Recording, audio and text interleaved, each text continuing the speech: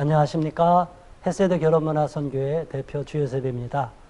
오늘도 미혼 청년들을 위한 연애와 결혼의 특강 이어서 진행하겠습니다.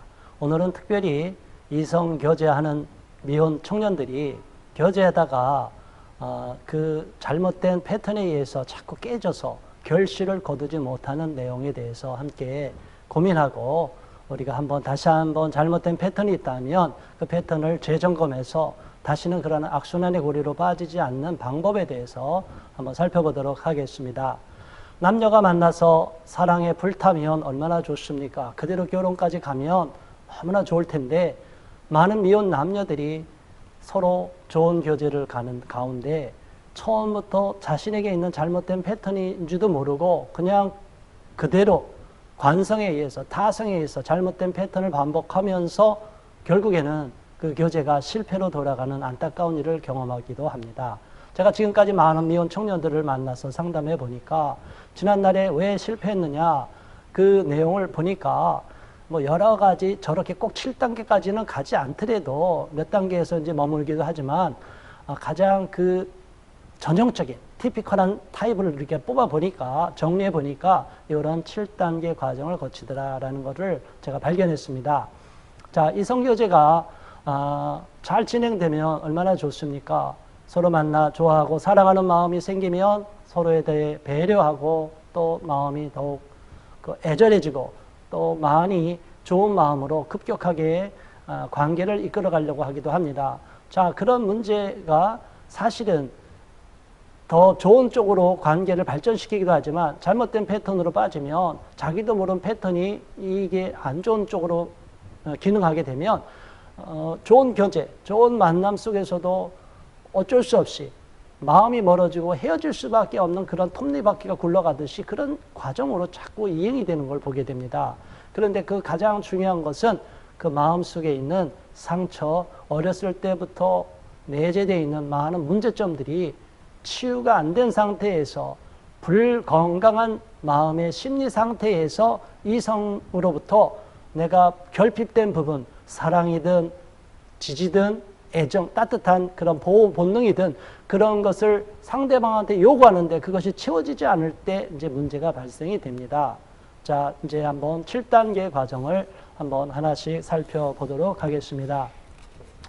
자, 1단계부터 이렇게 쭉 살펴보면 이제 하나하나를 살펴볼 텐데 저런 톱니바퀴가 이렇게 원이 이렇게 사이클이 굴러가듯이 7단계의 과정으로 거쳐갑니다. 근데 이게 안 좋은 과정으로 사실은 거쳐가는 거예요.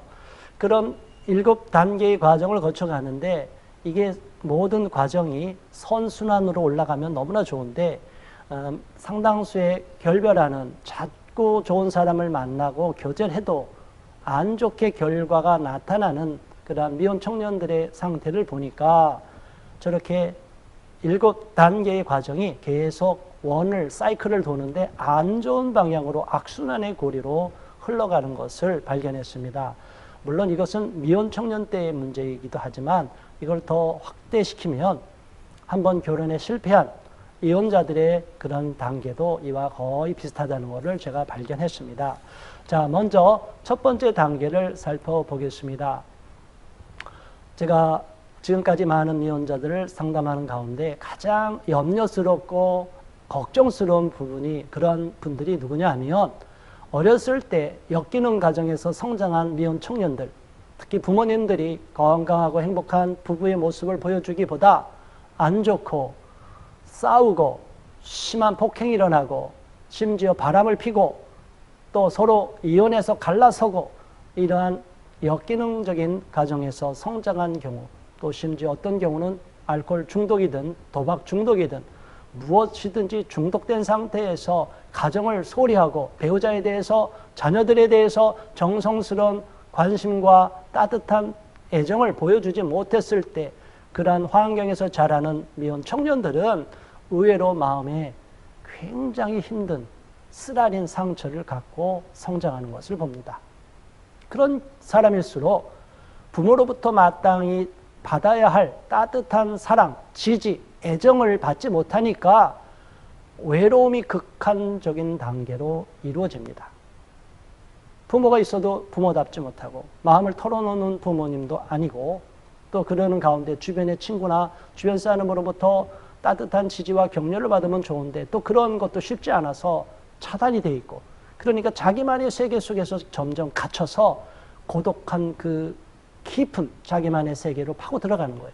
고독의 깊은 우물을 자기 혼자 계속 파는 겁니다. 이런 상태에 있을 때는 너무나 외로움을 느껴요. 우리가 주변의 친구들이나 주변 사람들 한번 돌아보시기 바랍니다. 유난히 외로움을 많이 타는 분들이 있어요. 뭐 그런 분들이 가족력이 나쁘다 그런 차원의 문제가 아니라 아닌 경우도 있겠지만 상당수 상처가 많은 분들을 보면 외로움을 많이 타고 누군가가 나타나면 그 특히 이성에 대해서 많이 열려있고 외로움을 많이 느끼는 사람들은 상대방이랑 빨리 만나고 안 만날 때는 혼자서 외롭고 너무너무 힘들어 하는데 이제 이런 상태에서 만일 이성을 만날 때 이제 어려움에 빠지게 됩니다.